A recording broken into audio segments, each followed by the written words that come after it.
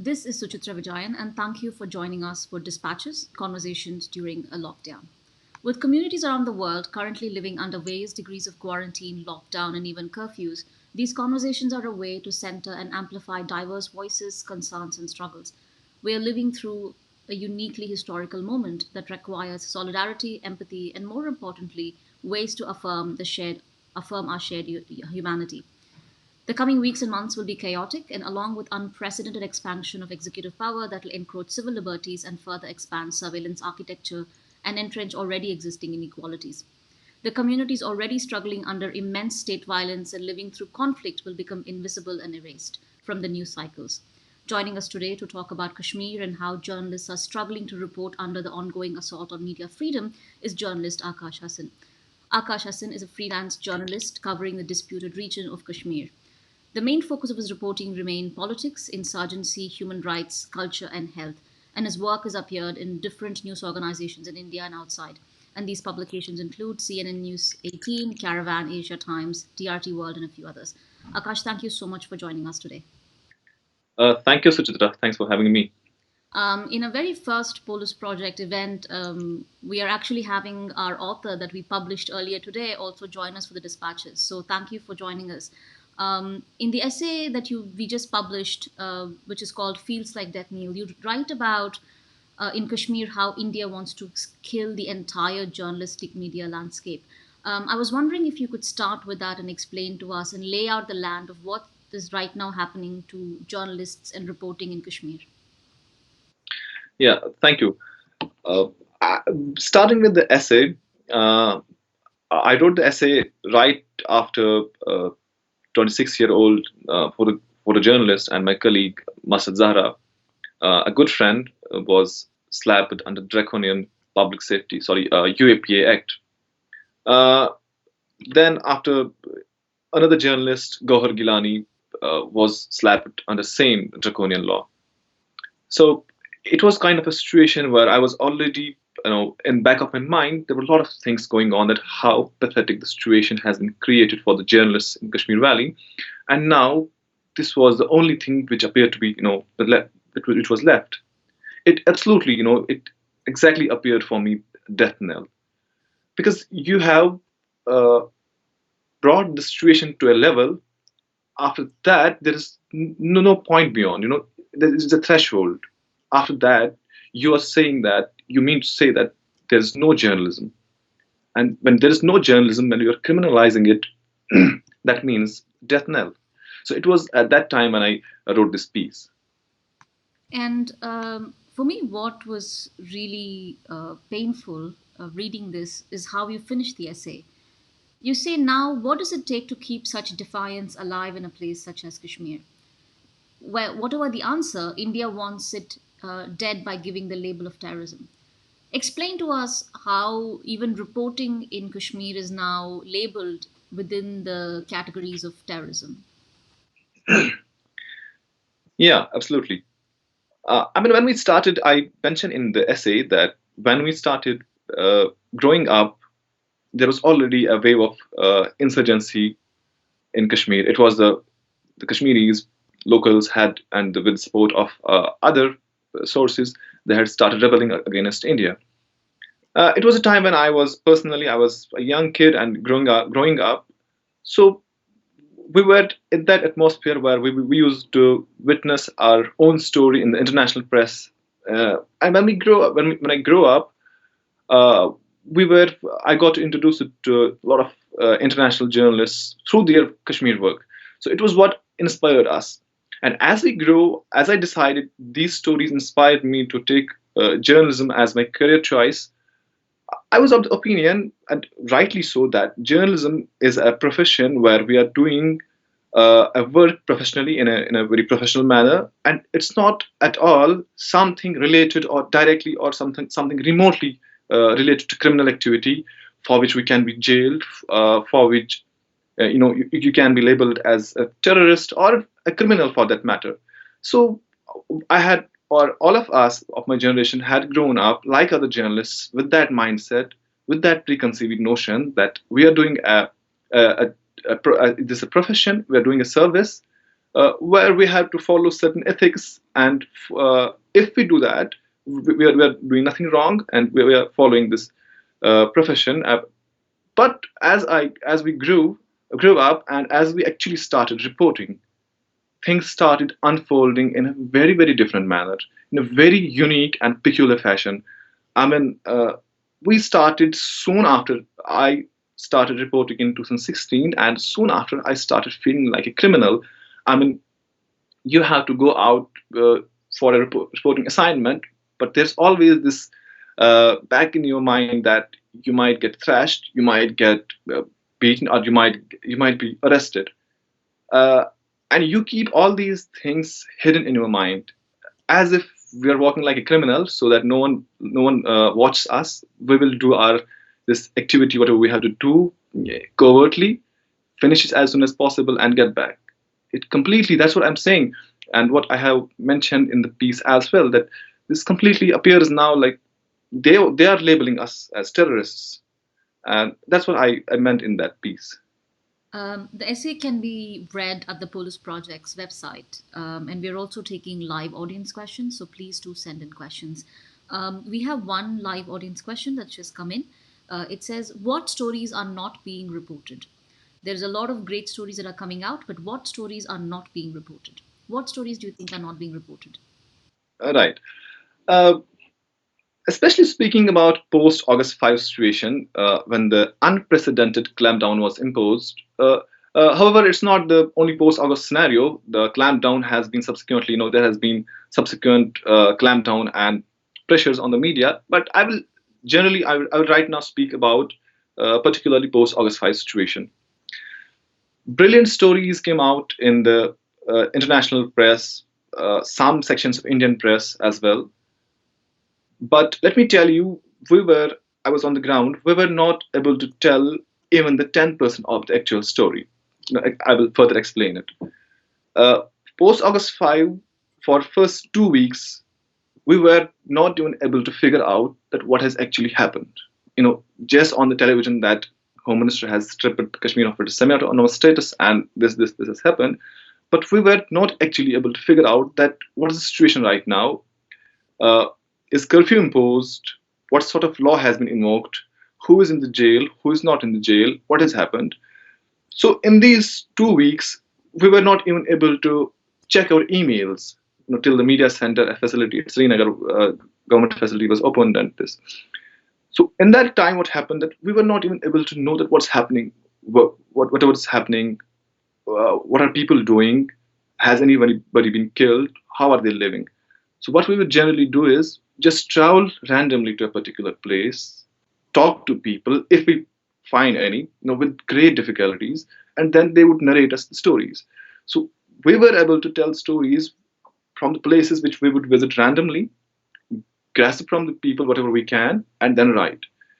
As standard journalism, journalists as journalists do standard practice, what they do is there is this particular area where there is some issue, they get inputs, they work on it, they investigate, and then they report it. But we were doing, randomly going around in the areas, trying to grasp whatever we can, and then reporting it. In that activity, we were not able to find a lot of stories. For example, post August 5, we were able to find first torture stories in the second month. But when we visited the villages, there were already hundreds of villagers who had been tortured in a very brutal manner, but nobody knew it. And then there was a time we were visiting that place after 1 month. There were a lot of stories which, after 6 months, I'm getting calls from a particular area, and during conversation, I get to know that this incident had taken place at this particular time. Now, what happens is, then, I mean, you cannot report something which happened in happened 6 months before, unless it's something very, very grave, because something shelf life is something in journalism, something about, we cannot, because there is so much overwhelming flow of news. uh, every day something more important happens. So in that time, in that activity, we lose the stories of that particular time. Now that again, we are taking live questions, and the question I have next for you is these. horrifying images that came out of Kashmir's downtown Srinagar this past week, where they Right. houses were burnt down. Can you lay out to us what happened? Why was this destruction happened, and what followed in the aftermath of this? Yeah, I was just to clarify, I was not on the ground, and I'm not on the ground, but given my past experiences, it completely appears the same pattern which I have been witnessing and other reporters in Kashmir. What happens is that if the militants, rebels are besieged in a particular area, firstly, journalists are not allowed near the gunfight site till bodies are retrieved and forces have left the area. What happened in this incident as well? The forces, after their information about presence of rebels in a particular area, which happened to be congested locality in the downtown Srinagar, they cordoned off the area. They in the middle of the night asked people to come out. But the account of the locals suggests that they were in the middle of night asked to go. They don't know where. So what happened is that they then started firing towards the uh, portion of the house where the perhaps militants were hidden, and there was this exchange of gunfire. After that, they used explosives. Mostly IEDs are used. In the recent accounts, for example, in Pulwama, we have news reports suggesting that locals were used to go in before the forces were searched. They were used as human shields. Then also used to put up these explosives so that they could.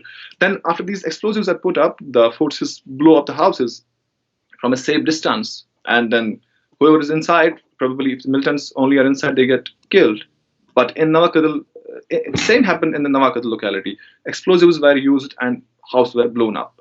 Now, if you are blowing using IED in a congested locality, you don't know the proportion or you don't know the intensity by which it will damage. And same thing happened. They had maybe intention to blow up only one house, but without knowing how much damage it will do. Uh, and then it was congested locality and it just blowed up other houses as well. And it caught fire apparently. And then we have also seen one civilian, a 12-year-old boy, was in one house. The building crumbled certainly, and concrete fell on him, and he later succumbed to injuries in the hospital. This is what happens, generally. Particular residential areas, mostly encounters in Kashmir take place in the residential houses. So they, after besieging the militants, use explosives and then blow the houses. Damage is we can never actually comprehend before the army or the forces can never comprehend before this when they use explosives that how much damage it will incur. So naturally, a lot of damage takes place. So we have another question coming to us from Ramallah. So we have a young Palestinian journalist writing to us. It says, Akash, thanks for reporting on Kashmir. As a Palestinian, I regularly think that I tell stories for my people. I've stopped reporting for stories for the international media or to the oppressor, hoping that they will change their ways. As a Kashmiri, how do you feel? As a journalist, do you report stories for your people, or do you also now try to report stories for the international audience and your oppressors, hoping that they will change their ways? It's a very powerful question. So, It's a very powerful question. Exactly.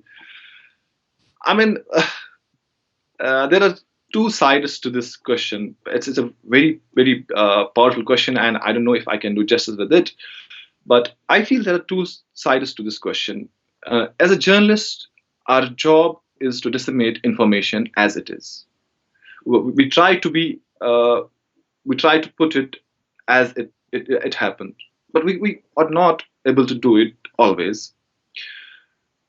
As I said, there are two. I see it. There are two sides to it. One is that you have to inform the local people as well, because in Kashmir we are seeing unprecedented increasing number of communication gags. So even if someone is living just few kilometers away from the place where a news incident has occurred, it's highly likely that that person will not be aware about what has happened.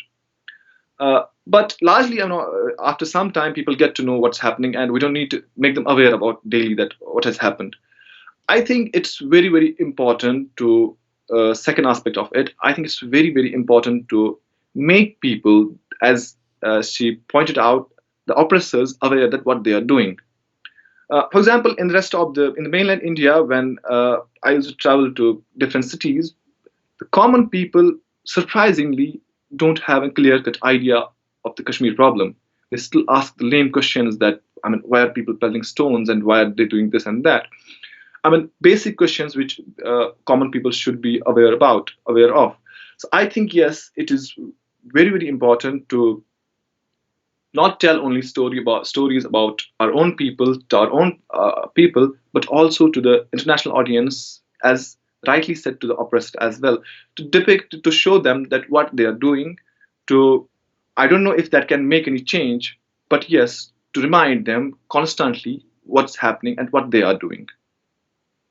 I also wanted you to talk to us about COVID-19 in Kashmir. Kashmir, again, is not new to curfews. There's a long history of constant curfews. In 2016, there was a 100-day long continuous curfew, and since August 5th, there's again been a series of unprecedented lockdowns. So, Yeah, all of this, what we've seen is the complete infrastructure dismantling, hospitals being dismantled. Now, on top right. of this, we have the COVID-19 crisis.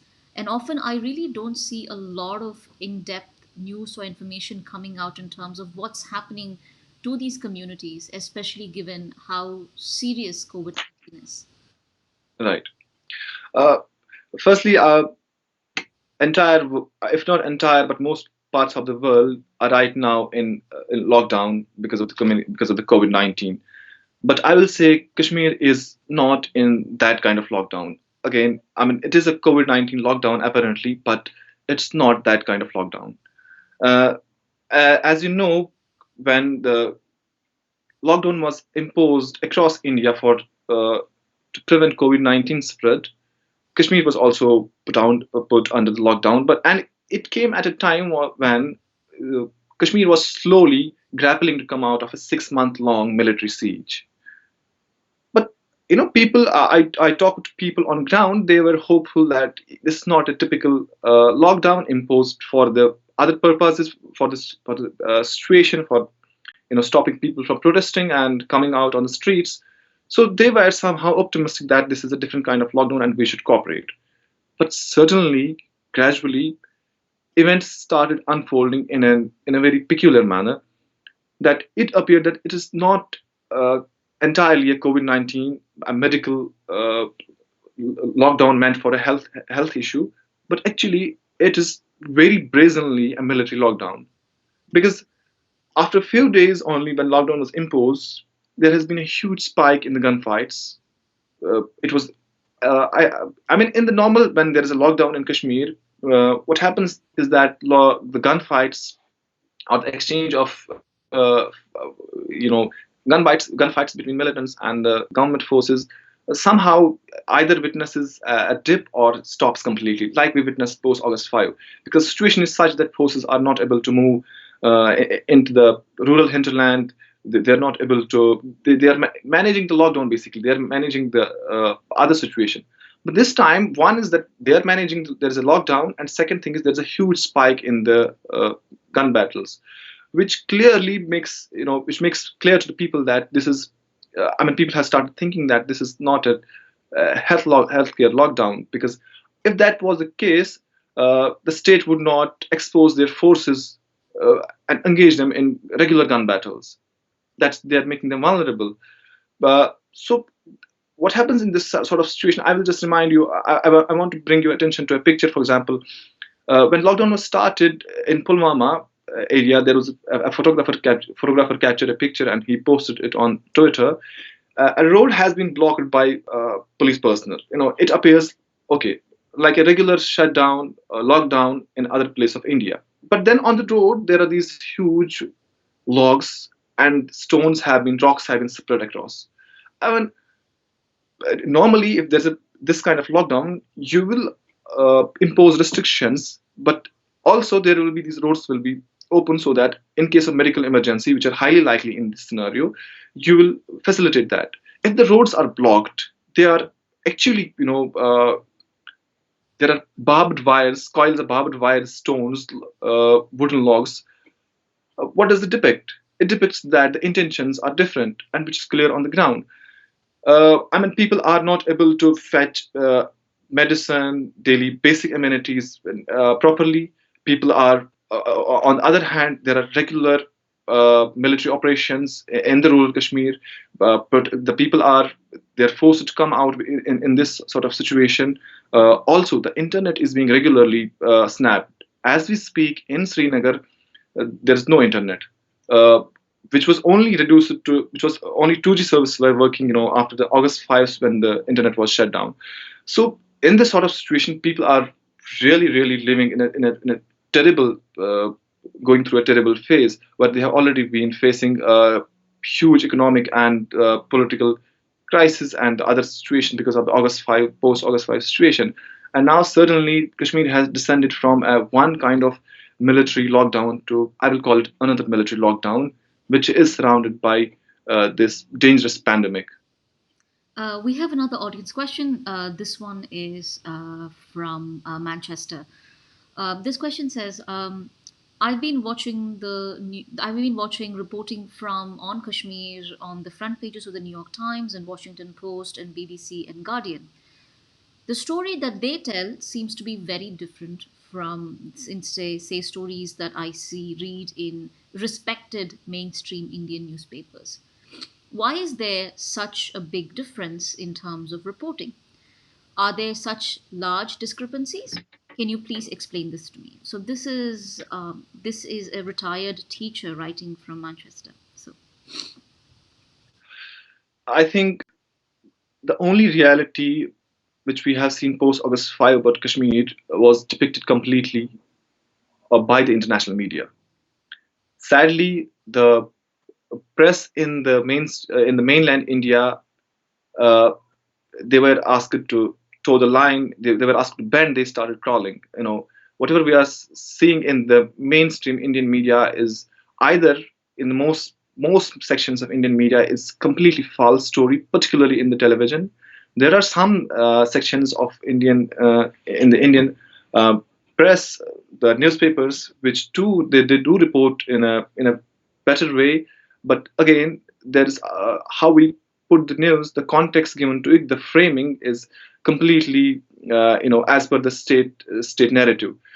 Yes, whatever you are seeing on the international in the front pages of international press, the New York Times and the other newspapers, they have been on the ground able to depict the reality of the Kashmir.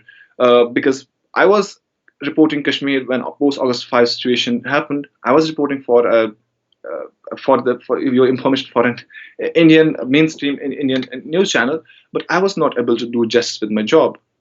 Though we were able to report, but not completely. I wrote a story once, giving an example.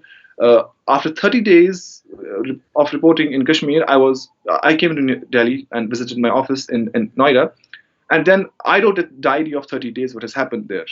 And and there was one passage about the torture by army personnel. The locals were subject to torture. The story went up, and after 30 minutes, I'm seeing that that para has been removed suddenly without informing me. That is the story of Indian media. They will publish the story till the time it suits uh, the state. When it goes beyond a point, they have failed to report the Kashmir story properly, and even today, they are not reporting it as it is on the ground. so we are down.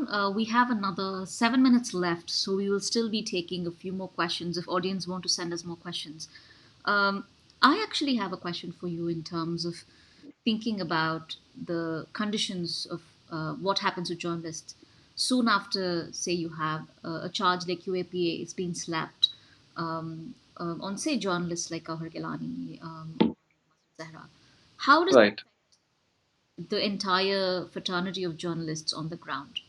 Because I know that a lot of you came together to fight, to push back, but it also must truly affect your own capacity to work and live and tell, write these stories. When the case of, for example, of late Gauhar Gilani and Masad Zahra happened, we were able to uh, come together and also receive a lot of support nationally, internationally, and across the globe. Uh, there was some hope that people are listening out there. They are concerned about. But after some time, when the campaign fizzled out, the thing is, what happened practically is nothing. The situation didn't change. The cases against Masad and Gohar are there. There is, no protection mechanism for journalists. It's like financially, legally, and physically. Financially, in the sense, uh, already because of the whatever local media is going through, there have been revenues have been cut. Government advertisements have been cut. Their revenues are, they are in the losses. So financially, there is no security. If something, for example, photojournalist Masad Zahra, she's a freelance journalist. She is facing some uncertain situation. There's no financial security. There is nothing like that. And legally, who will provide legal assistance to in such cases? There is no mechanism again. And then there is again the real physical threat. When you go on the ground, if you are thrashed, beaten, or you are hit by pellets, there is no mechanism.